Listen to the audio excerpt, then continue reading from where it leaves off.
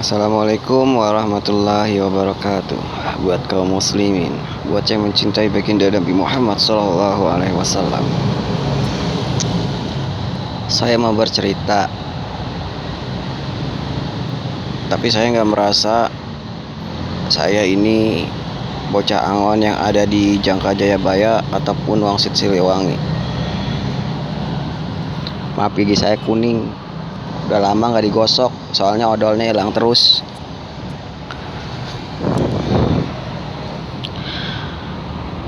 Pokoknya saya nggak merasa saya ini budak angon, tapi yang ada di Jangka Jayabaya itu atas izin Allah semuanya ada pada saya.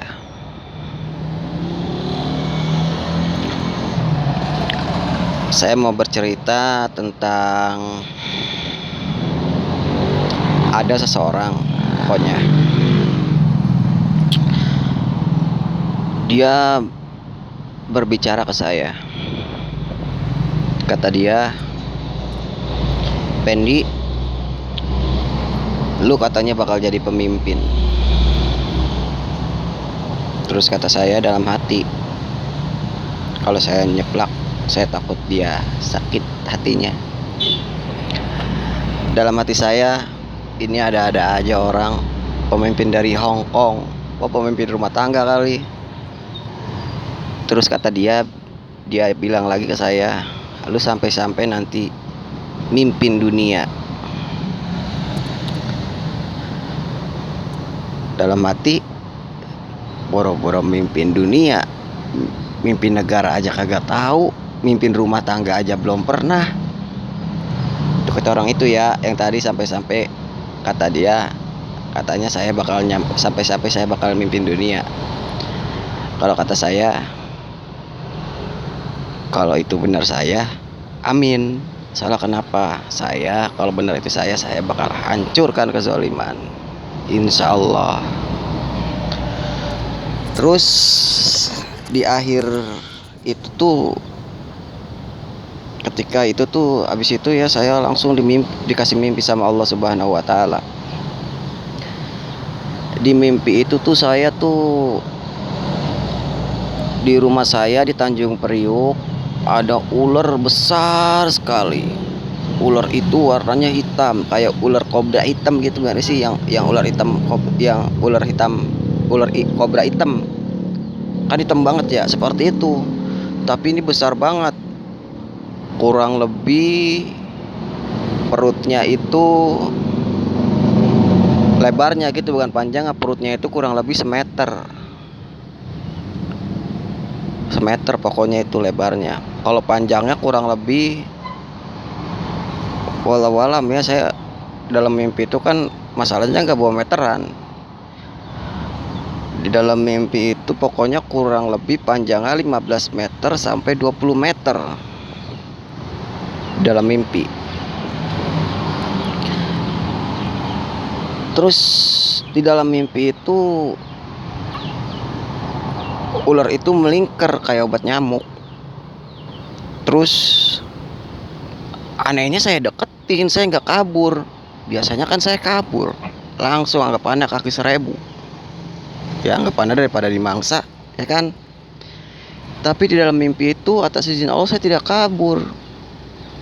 Dan pada akhirnya pas ngedeketin ular itu, anehnya di tangan saya ada roti sama madu. Tangan kiri saya roti besar sekali, ada madu tangan kanan saya, terus rotinya saya kasih madu. Nah, saya suapin aja itu ularnya, saya suapin roti, dimakan. Udah kayak ular peliharaan lah pokoknya dalam mimpi itu. Nurut, dikasih makan kayak gimana sih, kayak hewan peliharaan dikasih makan gitu, disodorin sama saya, makan kayak hewan peliharaan aja dalam mimpi itu. Nah, habis itu saya ngejauh, terus jalan masuk ke kandang. Tapi pas penglihatan saya tuh ular, masa Allah gede banget, jadi tuh ke atas terus masuk ke kandang, pokoknya masuk ke kandang. Nah, saya cari mimpinya di dalam Islam, tapi saya nyarinya di YouTube.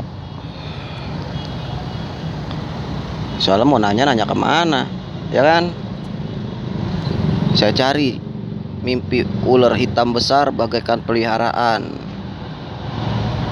Terus saya carinya dalam Islam, bukan perempuan-perempuan kayak gitu. Saya ini khusus dalam Islam. Jadi di dalam mimpi, pas ada yang ngejelasin menurut Islam, kata Syekh apa tahu, saya nggak tahu. Pokoknya dalam Islam kata Syekh itu mah ya, yang udah dialami.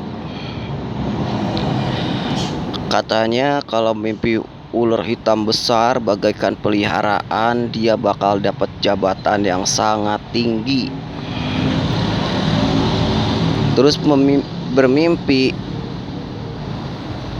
ketemu ular hitam besar, dia tidak kabur.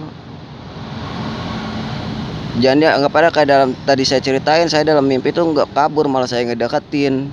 Anggapannya kata dia tuh yang ditafsir mimpi dalam Islam tuh, dia tidak mimpi ketemu ular hitam besar, jadi tuh dia kalau ngedeketin dia tidak kabur. Katanya bakal dapat kekuasaan. Jadi kalau digabungin, katanya mimpi seperti itu, ular hitam besar udah tidak kabur, terus bagaikan peliharaan, bakal dapat jabatan yang sangat tinggi ataupun kekuasaan. Terus ularnya masuk ke kandang, dan saya cari-cari lagi, nggak taunya mimpi ular hitam besar masuk ke kandang, nanti tuh banyak musuh yang pengen ngejatohin. Oh ya udah ngerti sekarang saya, nanti musuh banyak banget, musuh yang pengen ngejatohin. Tapi itu mah nanti mah kehendak Allah, udah urusan Allah itu mah. Terus masalah itu ular bener-bener gede banget ya. Di dalam mimpi itu, udahlah nyampe situ aja lah, saya lupa lagi. Nah, ada lagi tuh, pokoknya ini nyata ini mah ya. Oh yang tadi yang masa ular dulu, saya berpikir masalah ular hitam besar udah kabur, udah terus bagaikan peliharaan, udah jelaskan tadi kan penjelasannya. Terus saya tafsir lagi, saya jaga parkir. Emang parkir lagi itu saya jaga parkir. Pas mimpi kejadian mimpi itu tuh ya, dalam hati, emang parkiran jabatan tinggi banget. Emang jaga parkiran dapetin kekuasaan. Masalahnya sayanya yang jaga parkir, bukan saya. Anggapannya kalau yang ngejatahin wajar. Di situ ada parkiran, jatah yang jaga parkir suruh jatah ke saya, itu wajar kan ya, dapat kekuasaan. Ini saya tukang parkirnya.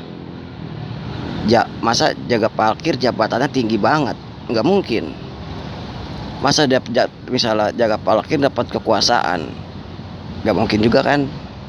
Kecuali parkiran itu, kalau masalah kekuasaan gitu, kecuali parkiran itu dijatahin sama saya baru. Tapi biarinlah, nanti lihat aja ke depannya. Dan tahu setelah itu, tahu sebelum itu ya, sebelum mimpi atau enggak setelah yang saya ceritain tentang mimpi ular itu, ya anggapannya setelahnya lah. Saya lagi tuh sama, anggapannya dia tuh dianggap sama saya sebagai adik, walaupun dia bawaan saya gitu. Saya bisa aja manggil dia anak buah, tapi saya nggak mau ngerendahin orang. Saya nganggap dia sebagai adik saya. Saya selalu di musola lagi itu, sampai-sampai saya tidur di musola. Karena apa? Karena saya pengen deket sama Allah. Ya mau di masjid saya serba salah. Soalnya kenapa? Dicurigain, takutnya disangkain nyuri atau enggak nyopet. Kalau di musola di sini mah kan anggapannya ada apaan, yang mau dicuri apaan kan? Bener nggak? Jadi intinya saya lagi tuh sering di musola, pada akhirnya selalu menuju ke Allah dan pada akhirnya tertidur. Dan setelah pulang selesai subuh, kurang lebih jam 6 baru saya kembali lagi ke Setim, tempat saya cuci mobil. Kalau malamnya jaga parkir ya. Kalau pagi sama sampai dari pagi atau nggak siang atau nggak nyampe sore cuci mobil lagi itu. Pokoknya pas di musola itu saya selalu sama anak itu yang saya anggap sebagai adik sendiri. Dan saya lagi itu tidur di luar musola. Dan anak itu yang saya bilang adik saya, yang saya anggap adik saya, dia melihat ada kakek-kakek. Kakek-kakek itu tuh ngeliatin saya terus, kata anak itu tuh. Kakek-kakek itu pokoknya dia pakai sorban. Saya nggak tahu warnanya apa. Pokoknya kata anak itu, kakek-kakek itu pakai sorban, tapi kakinya ngambang. Terus anak itu bicara ke kakek-kakek itu, takut saya diapa-apain kan ya. Wallahu alam. Jadi anak itu berbicara. Pada akhirnya yang dia ceritakan gitu ke saya. Kakek-kakek itu bilang, katanya dia bilangnya kayak gini. Anak itu bilang ke saya tuh, pokoknya pada akhirnya ya, cerita pada akhirnya nih, anak itu bilang ke saya, kata kakek-kakek itu, pokoknya kakek itu bilang ke orang teh, cenah amat sembarangan, cenah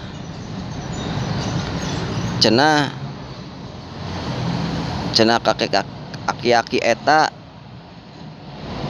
belum waktunya, cenah. Pokoknya aki-aki eta beja ka urang aa teh sembarangan. Terus cenah aki-aki eta belum waktunya, cenah, kata aki-aki eta teh. Anu penting ngedekatan apendi. Jadi kalau di bahasa Indonesia, jadi kakek itu bilang ke saya,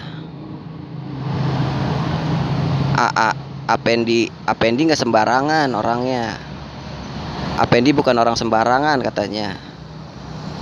Kakek itu bilang ke anak itu tuh, katanya Apendi itu bukan orang sembarangan, katanya. Terus kata kakek itu bilang belum waktunya, katanya. Belum waktunya. Terus dalam hati saya, sembarangan dari mana? Bukan orang sembarangan. Biasa aja. Ya memang saya keturunan Presiden Soekarno. Uyut saya bukan orang sembarangan. Ya mungkin saja saya keturunannya bisa jadi bukan orang sembarangan. Tapi saya nggak merasa saya orang sembarangan, bukan orang sembarangan gitu. Belum pokoknya. Terus terakhir belum waktunya apa ya? Ya pokoknya di situ saya masih 50-50 lah. Saya masih berpikir. Dan pada akhirnya saya di buka YouTube, saya kan sering nonton YouTube. Dikit-dikit beritanya Satrio Piningit budak Angon. Saya buka, pada awal-awal saya cuekin. Terus saya buka tuh. Oh kayak gini, oh seperti ini. Biasa aja. Soalnya kan saya kan di dalam hal agama nggak boleh percaya ramalan ya, nggak boleh. Tapi kalau kenapa ciri-cirinya ada pada saya dalam hati begitu kan ya. Ini jangan ini dulu lah ceritanya. Jadi saya tuh terus saya buka, saya cuekin, saya buka, saya cuekin. Dan pada akhirnya ada seseorang tuh di YouTube buka, Satrio Piningit itu rumahnya di belakang Gunung Halimun, kata dia dengan nada sangat serius. Nah di situ saya penasaran. Saya samain tuh sama yang ada di Jangka Jayabaya. Atas izin Allah kehendak Allah tuh semuanya sama ada pada saya. Terus, oh kok bener ini ada mama saya. Sampai-sampai saya ngomong ke orang tua saya, terus ke nenek saya, ini gimana nek, ma anak semua ada pada sama Pendi semua, ini gimana ya. Terus ke emak, ke mama, ke mama aku gitu ya, bilangnya udah lu kerja aja, yang kayak yang lain jadi supir. Kok supir, ini masalahnya pemimpin mak. Pemimpin ya, orang-orang pada jadi pemimpin, ini ditakdirin Pendi jadi pemimpin, ini gimana. Supir mah kalau udah nggak ada orderan ya udah. Kalau pemimpin kan semua kan kalau bisa dijatahin. Tapi mah jangan khawatir, mah doain aja, doain Pendi jadi pemimpin yang adil. Soalnya Pendi orangnya nggak pernah tegaan mak. Pokoknya mah nanti mah lihat aja. Tadinya Pendi nyari duit, insya Allah Pendi kerjaannya bagi-bagi duit. Gitu aja.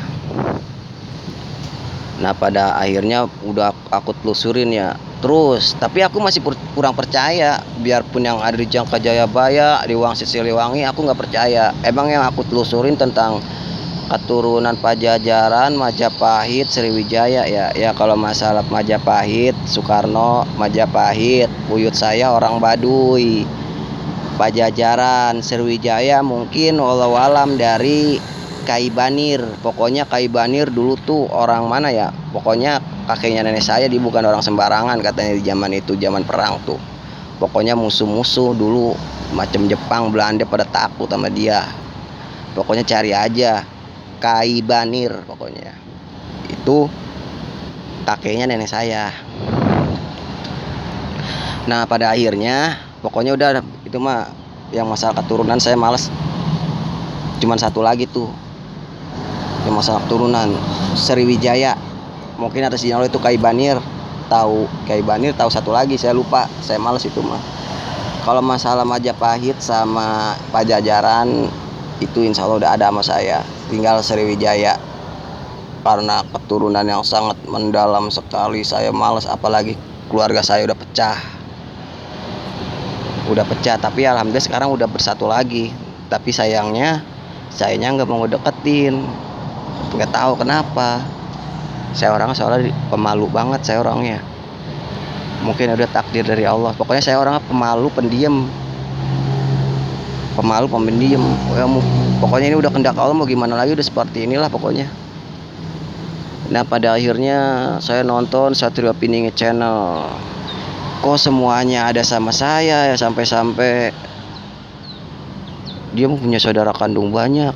Saya satu bapak 22 bersaudara. Satu bapak ya. Pokoknya atas izin Allah tuh Satrio Piningit dulu bukan orang bener katanya. Oh sama, pokoknya di Satrio Piningit Channel itu kehendak lo sama. Nyeritain tentang Satrio Piningit ada pada saya semua.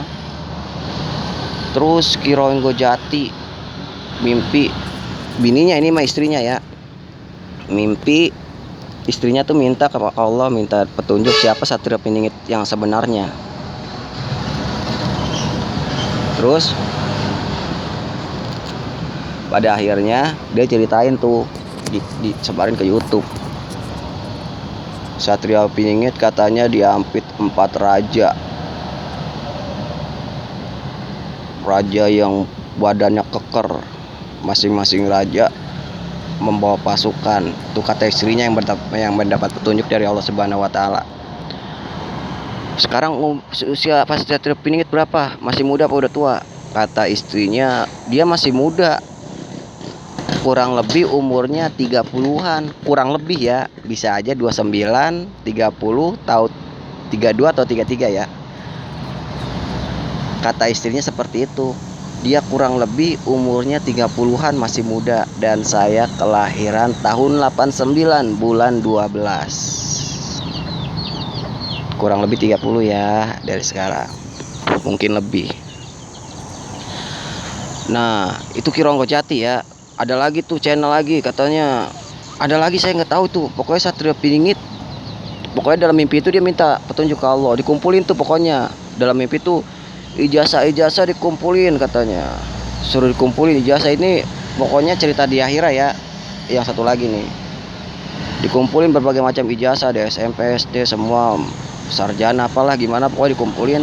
Terus katanya di dalam mimpi itu yang jadi satrio piningit itu kurang lebih yang jadi satrio piningit itu ijazahnya SD.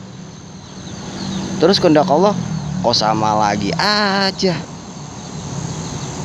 saya sekolah cuma lulusan SD, sekolahnya di sono di Semper Barat, dulu Semper Barat 02 Petang, itu sekolahan saya pokoknya lulus SD doang lah pokoknya. Nah terus saya buka lagi tuh channel di YouTube, Kreator Jawi. Masya Allah, ini sama lagi aja, pokoknya yang diceritain sama kayak yang di YouTube tuh. Kehendak Allah diceritain tuh tentang satrio piningit, semuanya ada sama saya. Wah ini berarti ini gimana lagi ya. Oh tanda-tandanya udah, ciri amat tandanya udah pada sama saya, mau gimana lagi, mau kagak mau. Terus tahu di Satrio Piningit channel, tahu di Jawi, Kreator Jawi, saya lupa tuh pokoknya Satrio Piningit. Pokoknya kurang lebih ya, saya catat tuh kurang lebih ada 50, saya catat tuh tanda dan cirinya yang mereka ceritakan. Salah satunya katanya di dahinya ada seperti stempel, itu kayaknya di Jangka Jayabaya atau Wangsit Siliwangi, saya lupa nih ya. Di dahinya katanya ada seperti stempel kurang lebih sebesar telur puyuh. Lihat di dahi saya ya, bismillah. Tuh kan, tuh di dahi ya, seperti stempel. Ini bukan stempel ya, di dalam itu tuh di wangsitnya katanya, yang saya ingat walau-walam ya, yang saya ingat di dahinya ada seperti stempel kurang lebih sebesar telur puyuh. Terus bulu kakinya sedikit katanya, bulu pokoknya dikasih tahu lagi, kaki, jari-jari kakinya renggang, ada bulunya sedikit. Nih jari kakinya ya, bentar ya, bismillah.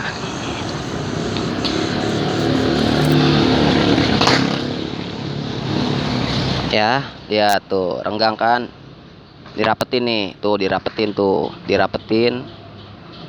lepas, rapetin, lepas, rapetin, lepas. Ada bulunya sedikit katanya. Oke, ada nggak bulunya sedikit ya? Terus katanya di sekitaran pusarnya ada tai lalat katanya. Ini salah satunya ya. Bismillah. Ini dulu.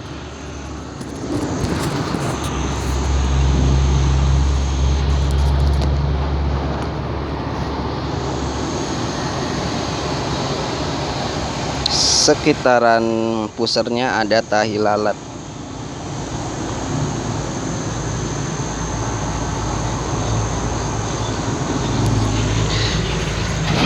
Ya sudah dulu ya